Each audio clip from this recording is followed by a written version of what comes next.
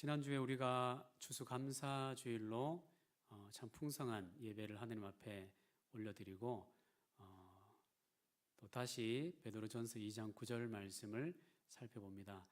추수감사절 전 주간에 택하신 족속에 대해서 제가 말씀을 드렸는데요. 그 말씀을 통해서 제가 강조했던 것을 기억하십니까? 택하신 족속이라는 이 단어 속에 담겨져 있는 아버지 하나님의 뜻 무엇이었을까? 택하신 족속, 곧 성도를 일컫는 말인데요. 성도의 새로운 정체성에 대해서 하나님께서 깨우쳐 주시는 그런 말씀이었죠. 그러면서 성도의 가장 중요한 삶의 목적, 성도가 살아가는 가장 중요한 사명이 뭐라고 했습니까? 기억이 나시나요? 하나님께서 우리를 창조하시고 그리고 구원하실 때, 먼저는 창조죠. 하나님께서 애초에 우리를, 온 우주 만물을 창조하시고 사람을 창조할 때 가지고 계셨던 만물과 특별히 사람들을 향하신 하나님의 계획, 그 오리지널 디자인, 그곳으로 회복되는 것, 그것이 성도의 가장 중요한 삶의 목적이다 라고 했습니다. 삶의 목적은 곧 사명이죠. 그러니까 성도의 가장 중요한 사명은 무엇입니까? 이사야 43장 7절과 21절 말씀 보시면, 이 백성은 나의 영광을 위해서 내가 지었고, 이 백성을 내가 지은 이유는, 창조한 이유는 나를 찬송하게 하려 함이라. 이런 말씀으로 하나님께서 어떤 목적을 가지고 사람을 창조하셨는지에 대해서 분명히 알려주고 계십니다. 그 말씀의 뜻이 무엇입니까? 하나님을 영화롭게 하는 삶, 곧 하나님을 예배하는 삶을 우리는 살도록 그렇게 지음을 받았다라는 것이죠. 자, 그런데 아담이 하나님 앞에 타락하고 난 다음에 이 세상은 이 하나님의 최초의 이 창조의 계획이 깨트려지고 어그러져서 사람들이 하나님을 예배하고 하나님의 영광을 위해서 사는 것이 아니라 누구를 예배하고 누구의 영광을 위해서 살게 되었습니까? 하나님을 예배하도록 지음받은 우리가 이 타락하는 것을 통해서 죄가 들어와서 하나님을 볼 수 있는 눈이 감기어지고 하나님께서 우리를 향해서 주시는 그 말씀을 들을 수 있는 영적 귀가 닫혀졌어요. 그래서 사람들은 누군가를 예배하도록 지음받았고 누군가를 사랑하도록 지음받았기 때문에 하나님이 아니더라도 뭔가를 예배하고 뭔가를 쫓아가도록 이렇게 살아갈 수밖에 없는 존재가 사람이거든요. 그래서 죄된 사람들이 무엇을 추구하며 살고 있습니까? 세상 사람들 어떻게 살고 있습니까? 세상 사람들의 주인은 무엇인가요? 세상 사람들이 예배하는 것, 예? 세상 사람들이 주인으로 섬기는 것은 돈이죠. 물질이에요. 중심에 물질이 있습니다. 돈이 있어요. 그래서 이 돈을 위해서 좋은 학교에 가야 되고, 심지어는 좋은 어린이집부터 좋은 유치원, 이런 그 명품 코스가 있더라고요. 그 왜 그렇습니까? 돈을 많이 벌어야 되니까. 인류 학교를 나와서 인류 직장에 가서 돈을 많이 벌어야, 돈이 많이 있어야 그 돈이 사람을 자유롭게 하고 그 돈이 행복을 주기 때문에 돈을 많이 벌어야 된다.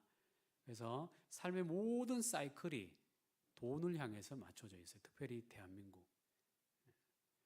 입시 지옥, 여러분, 제가 학창 시절 때도 있었고, 여러분 학창 시절에는 어땠습니까? 우리 선배님들의 학창 시절에는 어땠는지 모르겠습니다만은 그래도 의미 있는 공부를 우리 선배님들은 했다라고 제가 들었는데 제 시대 때는 제가 92학번인데요. 제 시대 때는 수능 첫 번째 세대인데 고등학교 시절, 이미 중학교 시절부터 공부를 왜 해야 되는지 공부가 너무 재미가 없었어요. 오히려 옆에 있는 친구들과 어떻게 사귀어 나가야 되고 이 친구들의 마음을 어떻게 공감해 줘야 하고 이런 공부는 학창 시절에 단 한 번도 해보지를 못했던 것 같아요. 삶에 있어서 가장 중요한 부분인데 사람과 사람이 서로 하나가 되고 사랑하는 것 그리고 한 공동체를 이루는 것 인간 사회의 가장 중요한 모습 아닙니까? 근데 이런 부분에 대해서 가르쳐 주진 않고 어떻게 하면 문제 하나라도 더 맞출 수 있는가?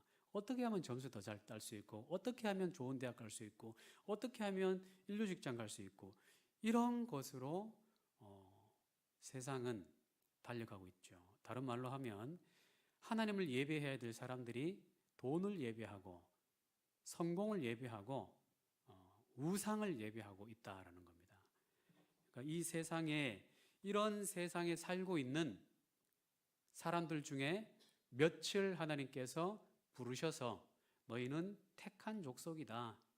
세상 사람들은 원래 창조된 그 의미를 잊어버리고 하나님을 예배하지 못하고 돈을 예배하며 세상의 성공 가치를 예배하면서 살아가고 있는데 너희는 다시 원래 창조한 목적대로 돌아와야 한다. 그것을 위해서 내가 택했다라고 말씀하셨죠.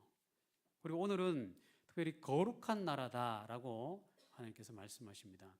택하신 족속, 왕같은 제사장, 제사장이라는 것은 하나님과 사람 사이의 중보자가 매개의 역할을 하면서 중매의 역할을 하는 거죠. 그러면서 죄인된 인간이 하나님 앞에 바로 나갈 수 없으니까 그 죄를 없이 하는 제사라는 것을 통해서 죄의 전가, 동물을 죽여서 그 죄를 나의 죄를 동물에게 전가해서 하나님, 내가 죄된 내가 하나님 앞에 나가려면 죄 때문에 이 짐승처럼 죽어 마땅하지만 하나님의 긍휼을 힘입어서 내 죄를 동물에게 이렇게 전가해서 회개하고 하나님 앞에 나갑니다. 나는 죄인입니다. 내 죄가 이 짐승에게 전가가 되어서 하나님의 진노가 짐승에게 쏟아지고 나를 받아주시옵소서라는 제사라는 걸 통해서 하나님을 만나는 의식을 치러요. 제사장의 역할이죠. 왕같은 제사장이다라는 것은 하나님과 세상 사람들, 돈을 예배하고 성공 가치를 예배하고 있는 그 사람들과 하나님을 만나게 해주는 중매 역할을 해야 되는 사명을 갖고 있다라는 거예요. 그러니까 교회 나오시면 이제 나만 교회 다니고 나만 천국 가는 것이 아니라 내 가족들, 내 직장 동료들, 내 친구들에게 원래 사람이 창조된 목적은 바로 이거야. 우리가 살고 있는 이 세상에는 참된 행복이 없어 라는 것을 밝혀주고 하나님 앞으로 올 수 있도록 초청하는 역할, 제사장의 역할입니다. 이런 말씀을 많이 들었을 테니까 오늘은 제사장의 역할, 지난 그 후에 나오는 거룩한 나라에 대해서 집중하는 것이죠. 여기서 거룩한이라는 뜻은 히브리어로는 카도시라는 단어가 이 똑같은 대등한 입장에서 헬라어로 이렇게 신약에서는 쓰이는데요. 거룩함. 그런 거룩함에는 두 가지를 우리가 기억해야 됩니다. 첫 번째는 구별되다라는 뜻을 갖고 있어요. 구별되다라는 것은 하나님께 바쳐졌기 때문에 이제 바쳐지지 않은 다른 것들과는 확연히 구별되었다라는 뜻. 그래서 구약 시대는 이 성전에 예를 들어서 어떤 그 기구, 성전의 기구를 봉헌해 드리려고 하면 구별해서 올려드리는 의식을 치러요. 그러니까 똑같이 물론 더 정성을 들여서 더 하나님의 율법에 따라서 여러 가지 성찬 기구라든지 성전 안에 있는 그런 기구들을 만드는데 일반 생활 도구하고는 다르게 만듭니다. 그리고 그렇게 만들었을 뿐만 아니라 다른 방식으로 만들었을 뿐만 아니라 만들고 나면 그 제기에다가 그 도구에다가 거룩한 기름을 부어요. 거룩한 기름을 부으면서 이 물건은 이제 구별된 물건이다라고 선언을 합니다. 그때 그 기름을 붓는 행위 구별시키는 거예요. 이제는 다른 그릇들과 이 그릇은 다른 용도로 쓰인다라는 것이죠. 쉽게 설명을 드리면 여러분 식당에 가면 어떤 자리에 하얀색 팻말이 이렇게 테이블 위에 있는 게 있습니다. 그 자리에는 사람들이 앉지를 않죠. 어떤 자리입니까? 예약석이라고 있어요. 자, 그 예약석에 앉을 수 있는 사람은 누구예요? 그 자리를 예약한 사람. 예약하지 않은 다른 사람들은 그 자리에 앉을 수가 없어요. 그러니까 이 예약석이란 팻말은 이 자리는 예약한 사람을 위해서 구별됐다는 것이죠. 그러니까 구별됨의 의미가 바로 이런 거예요. 성도는 하나님 것으로 구별되었다라는 거예요. 여기서 거룩한 나라라는 것은 여러분 한 사람 한 사람이 하나님의 것으로 이 세상의 현실 세계에서 똑같이 사람들하고 똑같은 밥을 먹고 똑같은 드라마를 보고 똑같은 뉴스를 보고 똑같이 살아가지만 하나님께서 여러분을 택하셔서 거룩한 나라라고 이제 세상 사람들과는 다른 사람들이다라고 구별한 의미가 있다라는 거예요. 이것이 첫 번째 의미입니다. 구별되었다라는 거예요. 여러분, 우리가 구별된 삶 속에서 어떻게 나타내 보이고 있습니까? 오늘이 어떤 날이에요? 주일이죠. 네, 주일이에요. 우리가 주일을 왜 지킵니까? 굳이 왜 주일날 나와서 다 예배를 드리죠? 다른 날 많은데. 금요일날 나와서 예배 드리면 좋지 않을까요? 금요일날 같이 예배 드리고 가족끼리 이제 제주도도 가고 해외여행도 가고 1박 2일로 그냥 편안하게 갔다가 귀국해서 비행기 타고 들어와서 월요일 또 일상으로 들어가면 굳이 일요일을 그렇게 안 지켜도 되잖아요. 근데 왜 주일을 그렇게 일요일로 정해서 지킵니까? 하나님의 명령이기 때문에. 구약에는 십계명 가운데 안식일을 거룩히 지켜라라는 계명이 있습니다. 이 십계명은 구약 시대, 구약 사람들이 살아가던 삶의 표준이어서 기준이어서 법이어서 법. 이걸 어기면 어떻게 돼요? 심한 경우에는 죽임을 당합니다. 오늘 제가 유초동부 때는 내 부모를 공경하라라는 십계명의 그 5번째 계명을 가지고 설교를 했는데요. 구약 시대 때 여러분 내 부모를 공경하라는 이 말씀을 어기면 어떤 벌을 받았을까요?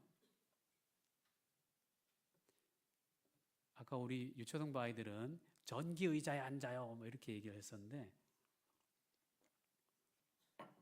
구약 시대 때 이 계명을 지키지 않으면 그 사람을 그 부모를 공경하지 않는 자녀를 광장에 성문 어귀에 딱 불러다가 그 회중들을 다 불러 모아서 돌을 집어들고 그 계명을 어긴 아들을 향해서 돌을 던집니다. 돌로 쳐 죽이는 거예요. 여러분 세상 사람들은요 기독교가 굉장히 불효막심한 종교다라고 생각하죠. 왜 그래요? 제사 지내지 못하게 하니까. 제사 지내지 못하게 하니까 그런 생각들을 하시는데 여러분 제사를 안 지낸다 뿐이지 다른 형식으로 부모를 공경하되 성경에서는 구약시대 때는 이것을 계명으로 철저하게 지켜야 되고 이걸 지키지 않으면 죽이기까지 그만큼 성경은 효를 강조해요. 신약시대 때 마찬가지죠. 효를 강조합니다. 부모를 공경해야 되는 이유는 하나님을 보여주는 창문이기 때문에 하나님의 대리자로서의 역할을 가정에서 하기 때문에 부모에 대한 대적은 곧 하나님에 대한 대적과 똑같이 간주를 해서 이게 돌로 쳐 죽이는 거예요.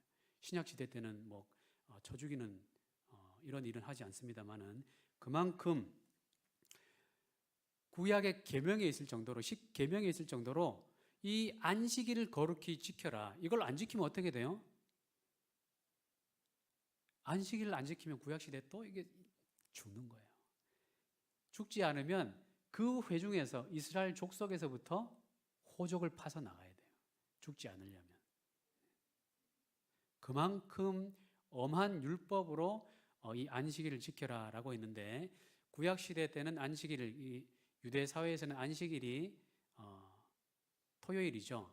그런데 우리가 일요일을 주일로 지키는 것은 예수님께서 금요일 날 잡히시고 십자가에 달리시고 금토일 사흘 만에 부활하셔서 이 안식의 궁극적인 본질적인 의미를 성취한 날, 그래서 안식일의 성취의 날로 주일을 지키는 겁니다. 그래서 이 주일을 우리가 거룩히 지키는 것을 통해서 하나님 앞에 신앙 고백을 하는 사람으로 우리 구별된 거예요. 그래서 성도라 함은 안식일을 거룩히, 주일을 거룩히 구별해서 하나님 앞에 예배드리는 사람을 말하는 거예요. 구별된 사람이니까. 여러분은 지금 주일을 거룩히 구별해서 하나님 앞에 올려드리고 있습니까? 이 자리에 나와 앉아 계시다고 해서 거룩히 지키고 있습니다 라고 자신 있게 말할 수 있습니까? 여러 번 제가 몇 주 동안에 설교를 했죠. 우리가 나와 있어도 구약시대 때 이사야 선지자에게 뭐라고 말씀합니까? 너희의 그 숱한 절기와 헌금과 그 예배가 내가 너무 역겹다, 하나님께서 그렇게 말씀하셨어요. 너희가 내 마당만 밟고 돌아간다. 뭔 말이에요? 영혼 없이 와서 앉아있다는 거예요. 형식적으로. 하나님은 여러분 전지하신 하나님이기 때문에 우리가 어떤 마음으로 와서 앉아있는지 아세요. 그래서 하나님을 예배하는 마음으로 와서 앉아있지 않고, 지금 앉아있으면서 내가 지금 드라마를 보다가 이거 정지시켜놓고 왔는데 이거 빨리 돌아가서 연결해서 봐야 되겠다, 혹은 오늘 누구누구를 만나가지고 저기 수성구에 핫한 땅을 내가 오늘 보러 가야 되는데 그쪽에 누가 그렇게 이렇게 땅을 잘 보더라. 지금 예를 들어서 이제 다른 생각을 하면서 이 자리에 앉아 계시면 이사야 선지자에게 했던 그 말씀이 똑같이 우리에게도 들려줘야 되는 거예요. 너희가 내 마당만 밟고 갈 뿐이라고. 우리는 이런 평가를 받아서야 되겠습니까? 당연히 주일을 거룩하게 구별해서 다른 월요일부터 토요일까지 모든 날이 하나님의 날이고, 특별히 이런 고백으로 우리가 주일을 구별해서 하나님 앞에 온전히 드립니다. 이 시간을 구별해서 드립니다 라는 것을 통해서 내가 하나님의 구별된 사람이라는 것을 선포하는 것이죠. 그리고 지난주에 제가 물질에 대한 설교를 했던 것처럼 모든 물질의 주인이신 하나님 앞에 그 모든 물질의 주인이신 하나님이 내게 일부를 맡겨주신 것을 감사해서, 이게 다 내게 아니라 내게 맡겨주시고 이걸 관리할 수 있고 이거를 또 직장 생활을 할 수 있는 건강과 지혜를 주신 그 하나님 앞에 감사해서 10의 하나를 구별해서 하나님 앞에 고백하고, 또 감사하는 일들이 생기면 이 감사의 모든 제공자가 하나님이 출처입니다 라고 고백하며 하나님 앞에 감사하고, 이런 걸 통해서 내 물질의 주인이 하나님이십니다 라고 구별되어 있는 거, 지난주 설교를 했죠. 그리고 하루라는 시간 속에서 하나님께 특별히 집중하며 하나님 앞에 귀를 기울이면서 기도하는 시간을 가지는 것. 여러분 물론 길거리 가면서 기도할 수 있습니다. 출근하면서 차에서 기도할 수 있습니다. 또 지하철 타고 가면서 또 기도할 수 있습니다. 그런데 여러분, 좀 더 간절한 기도, 좀 더 집중된 기도, 좀 더 온전한 올려드림, 이것을 위해서는 여러분만의 골방이 필요한 거예요. 다른 사람들의 방해가 없는 곳, 또 다른 어떤 그 방해가 없는 시간대, 그때를 여러분 딱 정하셔가지고 하루에 한 번은 하나님 앞에 나가셔야 되는 거예요. 그렇게 하나님을 만나지 않고 어떻게 하나님의 사람이라고, 구별된 사람이라고 칭함을 받을 수가 있겠습니까? 여러분, 오늘 나와서 앉아 계시는 여러분은 주일을 구별해서 하나님 앞에 구별된 신앙 고백을 하고 계신 것이고, 여러분 지금 말씀을 쫑긋하면서 들으면서 이 말씀대로 내가 살겠습니다 라고 예배를 드리는 자체가 내 삶을 구별해서 이렇게 살겠습니다 라는 신앙 고백, 구별된 신앙 고백을 하는 참된 성도의 고백을 하고 계신 줄 믿습니다. 뿐만 아니라 이 거룩함이라는 것은 구별되었다라는 의미뿐만 아니라 더 본질적으로 하나님의 고유한 속성을 말하는 거예요. 하나님의 고유한 속성 가운데 가장 하나님의 하나님됨을 나타낼 수 있는 속성이 거룩함이라는 거예요. 여러분, 이 거룩함이란 단어 들으면 어떤 느낌이 드십니까? 거룩함이란 단어는 또 어떤 뜻을 갖고 있냐면요, 티끌만한 흠도 없는 것, 완전 무결한 상태, 그걸 거룩함이라고 그래요. 하나님이 그런 하나님이란 것이죠. 근데 여러분, 하나님이 그런 하나님이신데 우리는 어떤 존재들이에요? 우리는 티끌만한 흠이 없는 존재들입니까? 티끌만한 흠이 아니라 태산만한 흠이 얼마나 많은지, 몸뚱아리는 이렇게 작은데 우리 심령 가운데 하나님의 마음을 진노하게 할 만한 얼마나 숱한 미움과 분노와 상처와 악한 것들이 가득 들어 있습니까? 그런데 하나님께서는 우리를 지금 뭐라고 부르고 있어요? 거룩한 나라라고 지금 선포해 주시는 거예요. 아니, 우리라는 존재는 솔직하게 인정합시다. 저와 여러분이라는 존재는 어떤 존재들이에요? 우리 주변에 일어나는 일들을 가지고 일희, 일비하는 사람들이잖아요. 만왕의 왕이신 하나님께서 우리를 너는 내 자녀다, 너는 내 것이다, 내가 너의 든든한 백이다 라고 말씀해 주셨음에도 불구하고 우리는요, 세상 가운데서 통장의 잔고의 많고 적음에 따라서 일희, 일비하고, 또 사람들이 나를 향해서 말하는 그 말을 한마디 한마디 때문에 일희, 일비하는 그런 바람 앞에 흩날리는 촛불 같은 인생들 아닙니까? 이런 삶을 살고 있는 연약한 우리임에도 불구하고 하나님께서 우리를 향해서 너희는 거룩한 나라야 라고 선언해 주고 계시다라는 거예요. 여러분, 이게 참 받기 힘든 말씀입니다만은 이게 하나님이 어떤 뜻이 있느냐 하면, 거룩하신 하나님이 여러분을 선택하셨기 때문에 여러분이 거룩해 주셨다라는 거예요. 이거 믿음으로 받으셔야 되는 거예요. 우리 존재를 이렇게 객관적으로 바라보면 얼마나 이 말씀 받기 힘듭니까? 똑같이 마음에 음란이 있죠, 악함이 있죠, 미움이 있죠, 욕도 있죠, 이기심이 있죠. 이 죄악이 드글드글하는 우리를 바라보면 어떻게 감히 거룩한 족속이라고 우리가 할 수 있어요? 그런데 우리를 부르신 하나님께서 우리를 향해서 십자가의 보혈을 흘려주시고 그 보혈로 우리의 머리끝부터 발끝까지 깨끗하게 씻어주셔서 이제 너희는 의로운 사람이야, 거룩하게 구별되었어 라고 선언해 주시는 거예요. 우리는 이 하나님의 선언을 믿음으로 받아들이면 되는 거예요.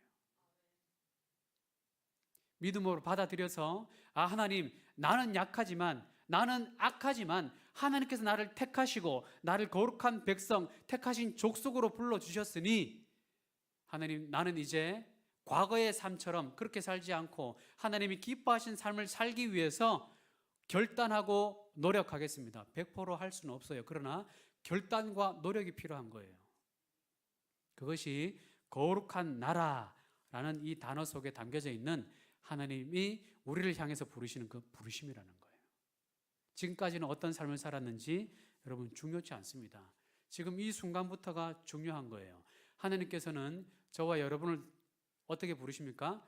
저 세상 우상을, 돈을 경배하고 예배하는 저 사람들 속에서 구별되어서 원래 하나님이 창조한 바 하나님을 예배하도록 그런 삶을 살겠다라고 우리가 선포를 해야 돼요.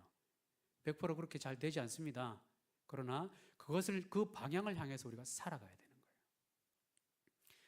하나님께서 여러분을 그런 삶으로 초대하신 것입니다. 그런데 한 가지 질문이 떠올라요. 여러분, 솔직하게 말해서 돈이 나쁜가요? 돈이 악한가요? 성경의 어느 구절에 보면 돈이 일만 악의 뿌리라고 했죠. 맞습니까? 돈이 일만 악의 뿌리라고 한 게 아니라 돈 자체는 가치 중립적인 돈 자체가 악하고 선악 이게 아니라 돈은 가치 중립이에요. 돈 사랑함이 일만 악의 뿌리다. 사람이 하나님을 사랑하지 않고 돈을 사랑하는 것이 모든 악의 뿌리다라는 거예요. 돈은 얼마나 유익한지 모릅니다, 여러분. 돈이 있어야 선교를 할 수가 있고, 돈이 있어야 성경을 찍을 수가 있고, 돈이 있어야 예배당을 지을 수 있고, 돈이 있어야 교회에서 하는 모든 일들을 할 수가 있어요. 돈이 있어야 사람들이 살 수가 있어요. 그러니까 돈이 악하다고 하는 것은 돈 사랑하면서 맹목적으로 그 돈을 위해서 수단과 방법을 가리지 않는 그걸 나쁘다고 하는 것이죠. 돈 자체는 악한 것이 아니에요. 그런데 이 세상 사람들은 어떻게 살아가고 있습니까? 이 가치 중립적인 돈을 사랑하면서 이것을 위해서 수단과 방법을 가리지 않고 살아가다 보니까 어떻게 돼요? 돈 때문에 가장 사랑해야 될 가족도 때로는 원수가 되고, 돈 때문에 정말 가치 있는 인생을 살아야 될 사람들이 돈 때문에 피폐한 인생을 살게 되고, 자살하고 서로를 죽이고 원수지고 이런 일들이 생기잖아요. 그러니까 세상이 이렇다니까요. 물론 그렇지 않게 건강하게 사는 사람들도 있습니다. 우리 성도들이, 택한 족속 거룩한 백성들이 이 세상으로 들어가서, 이런 현실 속으로 들어가서 돈을 그렇게 사랑하면 안 됩니다. 돈을 그렇게 사용하면 안 됩니다. 라는 것을 삶으로 보여줘야 하는 거예요. 여러분은 지금 돈을 어떻게 사용하고 계십니까? 지난주에 제가 충분히 설교를 했으니까 오늘은 부담을 더 이상 드리진 않겠습니다. 하나님의 영광에 합당하게 사용해야 되는 거예요. 결론은 그거죠. 여러분, 하나님과의 실제적이고 영적인 만남이 있어야 참된 행복을 맛볼 수가 있어요. 여러분, 이 자리에 앉아 계시지만 교회에 나와서 앉아 계시다고 해서 자동적으로 성도가 되고 자동적으로 거룩한 백성이다, 거룩한 나라라고 칭함을 받을 수 있는 게 아닙니다. 하나님의 계획을 우선 알아야 되죠. 하나님의 계획을 알아야 하나님의 계획대로 살 수가 있으니까. 사람의 가장 중요한 사명이 뭐라고 했어요? 하나님의 계획대로 사는 거. 근데 하나님의 계획이 뭐죠? 그걸 알아야 그대로 살 수가 있잖아요. 그러니까 가장 먼저는 하나님의 뜻대로 살고 하나님의 거룩한 백성으로 살기 위해서는 말씀을 사모하셔야 돼요. 하나님을 아는 지식 없이 거룩한 성도가 될 수가 없어요. 그래서 우리 교회에서는 어떤 것을 하고 있습니까? 말씀이 여러분의 삶에 스며들어갈 수 있도록 세가족으로 오면 뭘 해요? 교회를 소개할 뿐만 아니라 하나님을 소개하는 성경 공부를 시작합니다. 5주 동안 성경 공부를 해요. 그리고 5주 딱 끝나고 나면 성경 공부가 끝난 것이 아니라 이제 양육반으로 올라가서 성경 공부를, 성경에 얘기하는 기초적인 하나님의 계획, 하나님의 뜻, 하나님께서 우리를 향하신 그 여러 가지 계획들, 그걸 공부하는 거예요. 그걸 알아야 그대로 살 수가 있으니까 그걸 공부하는 거죠. 그래서 가장 먼저는 말씀이 여러분의 심령 가운데 스며 들어갈 수 있도록 사모하셔야 돼요. 여러분, 지난 한 주간을 한번 돌이켜 보십시오. 여러분, 말씀을 얼마나 가까이 하셨습니까? 말씀을 얼마나 읽으셨습니까? 우리 내당 중보교회는 지금 말씀 읽기 운동을 하고 있죠. 성경 70독 페스티벌을 하고 있습니다. 그래서 거의 반강제적으로 우리 교회에 들어오면 성경을 주중에 읽으셔야 돼요. 왜요? 여러분, 그래야 사시니까. 그래야 불행하게 사는 것이, 살아도 산 것이 아니라 불행하게 사는 그런 삶이 아니라 정말 살아 역사하는 삶, 정말 행복이 꿈틀거리는 그런 삶을 살기 위해서 성경을 자꾸 읽으라고 하는 거예요. 성경을 읽어야 하나님을 알 수가 있기 때문에 계속 여러분 한 주간 동안에 드라마를 보셨고 세상적인 뉴스만 보셨고 부동산 뉴스, 주식 뉴스 이런 뉴스만 계속 보시다가 혹시 이 자리에 앉아 계십니까? 그럼 어떤 일이 일어납니까? 영혼이 숨을 쉴 수가 없는 거예요. 영혼이, 여러분, 영혼의 양식이 말씀인데요. 이 말씀을 먹지 못하면 영혼이 계속 굶는 거예요. 그러면 하나님의 구별된 삶을 살 수가 없는 것이죠. 시편 119편 105절 말씀에 이런 말씀이 있습니다. 주의 말씀은 내 발의 등이요 내 길의 빛이니이다. 아멘. 여러분, 이런 말씀을, 그러니까 내 발걸음을 비춰주는, 내 삶을 어디로 가라고 비춰주는 말씀을 읽지 않고 어떻게 살아갈 수가 있습니까? 세상 뉴스만 보고 세상적인 책만 보고 살아갈 수 있습니까? 하나님 말씀 없이 그것이 비춰지지 않는다라는 것이죠. 여러분, 말씀의 자리에 사모함을 가지고 달려가시고, 또 일상의 자리에서도 여러분 시간을 구별해서 기도할 뿐만 아니라 시간을 구별해서 말씀을 섭취를 하셔야 돼요. 그래야 여러분의 영혼이 잘 살 수가 있습니다. 그리고 말씀을 읽을 때 이런 분들이 있는 것 같아요. 말씀을 읽으면 이 말씀은 내 남편에게 필요한 말씀이야. 이 말씀은 누구에게 좀 전해줬으면 좋겠어 라고 말씀 받는 자신은 거기서 쏙 빼버리고, 누구에게 필요한 말씀이지, 누가 이 말씀 받고 좀 변해야지, 이렇게 말씀에서 피해가는 경향이 좀 많은 것 같아요. 여러분, 바람직한 태도가 아닙니다. 하나님의 말씀을 받으실 때 그 말씀으로 내 안에 영혼을 비추는 역할로 이렇게 그 말씀을 받으셔야 되는 거예요. 그래서 자기 성찰이 말씀을 읽는 동안에 있어야 되는 거예요. 말씀을 읽는데 자꾸 누군가 떠올라요. 내 남편이 이 말씀대로 좀 살아야 되는데, 내 와이프가 말씀대로 살아야 되는데, 누가 이렇게 말씀대로 살아야 되는데, 자꾸만 그렇게 떠오르죠. 그 상태를 어떤 상태로 하는지 아세요? 마음이 미워진 상태. 지혜가 쏟아지고 은혜가 쏟아져 있는 상태예요. 왜요? 하나님의 말씀이 내게 스며들어오지 못하고 스쳐 지나가 버리니까. 말씀을 받을 때 나에게 받으시는 말씀이 되어야 됩니다. 그리고 시편 138편 3절에 이런 말씀이 있습니다. 내가 간구하는 날에 주께서 응답하시고 내 영혼에 힘을 주어 나를 강하게 하셨나이다. 내가 간구하는 날에 주께서 응답하셨고, 간구가 뭐예요? 간절한 기도죠. 간절히 기도했더니 어떻게 해요? 주께서 응답하시고, 간절히 기도했더니 내 영혼에 힘을 줘서 나를 어떻게 했다고요? 강하게 하셨다. 그러니까 여러분, 말씀만 읽고 끝내는 것이 아니라 말씀 붙들고 간절하게 기도를 하셔야 된다. 하나님, 이 말씀이 사실 오늘 내가 받기 힘듭니다. 하나님, 어떻게 원수를 사랑할 수 있습니까? 이웃을 내 몸과 같이 어떻게 사랑할 수 있습니까? 아직 나도 제대로 못 서 있는데 하면서 말씀에서 자꾸 빠져나가려고 하는 나를 부여잡고, 하나님, 지금 내가 말씀에서 도망치고 싶어요. 그런데 하나님 도와주세요. 이 말씀에서부터 도망치지 않도록 나를 도와주세요. 말씀이 나에게 역사하게 도와주세요. 이렇게 간절하게 구할 때 어떻게 된다고요? 그 간절한 기도가 응답이 되어지고, 이 간절한 기도가 내 영혼에 힘이 된다라는 얘기예요. 강하게 해준다는 얘기예요. 여러분, 마치 우리 심장이 쉬지 않고 펌핑하지 않습니까? 우리 심장이 펌핑하면서 어떤 역할을 해요? 동맥과 정맥, 동맥류와 정맥류를 이렇게 피를 온몸 구석구석에 쫙 돌려주는 역할을 하죠. 심장이 멈추면 노폐물을 피에 담아서 온 이 심장에서 이 역할을 제대로 감당하지 못하고 산소를 공급해주고 맑은 피로 바꿔서 다시 몸 구석구석에 보내줘야 되는데, 이 심장의 펌핑이 멈추면 사람이 죽는 거예요. 그것처럼 말씀과 기도의 펌핑이 멈추면 성도는 구별된 삶을 살 수가 없습니다. 여러분, 이번 한 주간에 여러분 이런 삶을 여러분 결단하시기 바랍니다.